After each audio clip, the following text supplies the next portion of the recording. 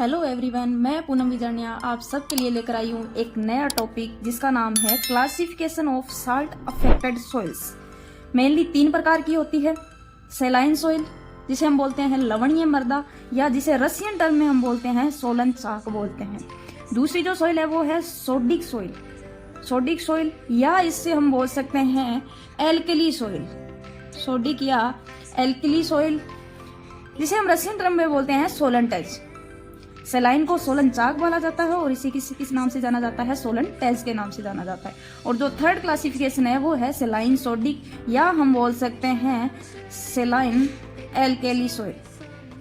सेलाइन alkaline या सेलाइन alkali soil. First हम parameter पढ़ते हैं इसके अंदर ईसी। ईसी का पूरा नाम होता है इलेक्ट्रिकल कंडक्टिविटी यानी विद्युत चालकता, जिसे हम नापते हैं 2 यूनिट में।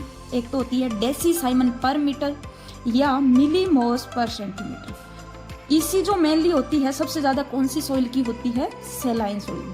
आप लोगों को इस साइन का ध्यान में रखना है। ये जो साइन है वो इस तरफ खुल रहा है यानी बाहर की तरफ, तो इसका मतलब है ज्यादा।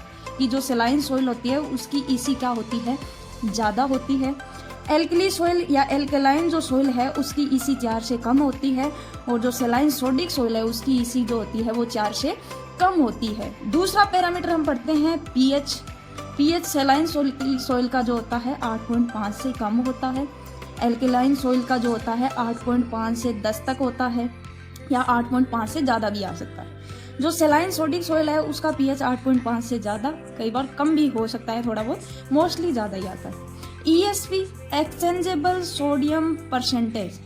ESP exchangeable sodium percentage saline soil का 15 से कम होता है, सोडिक सॉइल का 15 से ज़्यादा होता है, कम होता है, और सेलाइन सोडिक सॉइल का 15 से ज़्यादा होता है। SAR next sodium absorption ratio जो होता है सेलाइन सॉइल का 13 से कम होता है, क्योंकि इसमें थोड़ी सोडियम की मात्रा कम होती है। सोडिक सॉइल का 13 से ज़्यादा होता है, मेनली इसमें सोडियम होता है। सोडिक सॉइल नाम से पता चल रहा है, तो इसके अंदर जो होगा SAR 13 से ज़्यादा होगा। सेलाइन सोडिक सॉइल के अंदर 13 होगा। अब इनमें तीनों में एक खास बात क्या ध्यान में रखना है, जो सेलाइन सोडिक सॉइल है उसके अंदर ये चारों पैरामीटर क्या है, ज़्यादा आ रहे हैं। यानी ईसी भी ज़्यादा होती है, पीएच भी ज़्यादा होता है, ESP भी ज़्यादा होता है, और SAR भी क्या होता है, ज़्यादा होता है। ये चीज़ आपको ध्यान में रखनी है।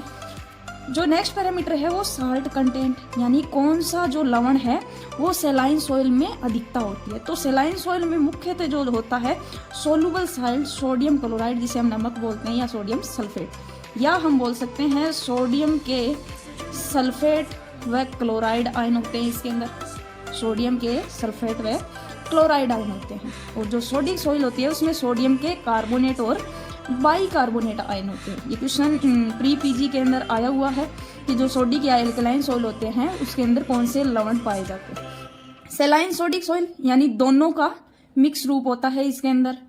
सॉइल कलर की बात करें, मृदा का रंग किस प्रकार का होता है, सेलाइन सॉइल के अंदर व्हाइट कलर, यानी लवण नमक जमा हो गया तो इसका कलर किस प्रकार का होगा, व्हाइट कलर की होगी। सोडिक सॉइल जो होती है, एल्कलाइन सोडियम ज़्यादा होता है तो इसका कलर जो होता है ब्लैक कलर की सॉइल होती है।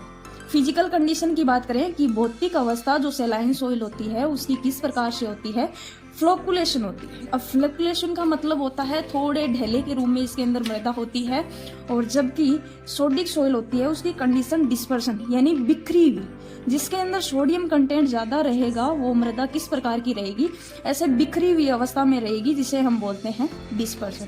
Thank you.